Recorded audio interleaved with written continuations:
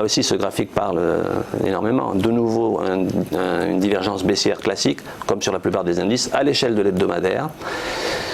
Un biseau que je n'ai pas tracé ici, mais voilà, qui était assez semblable à ce qu'on avait sur le DAX et sur les autres indices majeurs. Et surtout, évidemment, la cassure là aussi du 61,8% de retracement, puisque là on utilise vraiment Fibonacci dans sa définition la plus pure, c'est-à-dire des vrais retracements par rapport à une phase de hausse qui a démarré comme toutes les phases sur les indices européens, d'ailleurs qui avait démarré aussi par des divergences haussières pour ceux qui s'intéressent à ça. Et là on voit bien, si on regarde bien chaque bougie, donc qui dure une semaine ici, chaque mèche, vous remarquerez la pertinence des points des retracements de Fibonacci. C'est-à-dire qu'on a la grande bougie qui a cassé tout le gros support ascendant, qui est allé quasiment directement sur 50% du potentiel de baisse. Et vous voyez qu'elle a reconnu un petit peu cette zone de support sur les 21 700 points à peu près.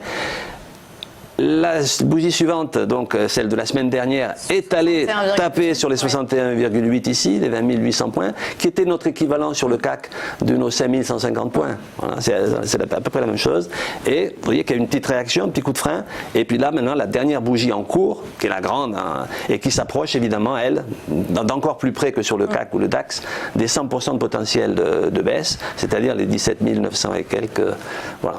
Alors sans doute un petit rebond aussi, comme les autres indices, encore une fois en grande partie dû à ce petit soulagement de la remontée des cours du pétrole dont on a vu le graphique là, et de ce gros support. Donc tout est évidemment parfaitement corrélé.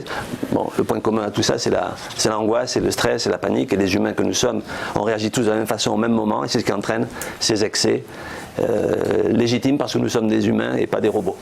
Merci beaucoup Antoine Quezada. Je rappelle que vous êtes trader, formateur et coach.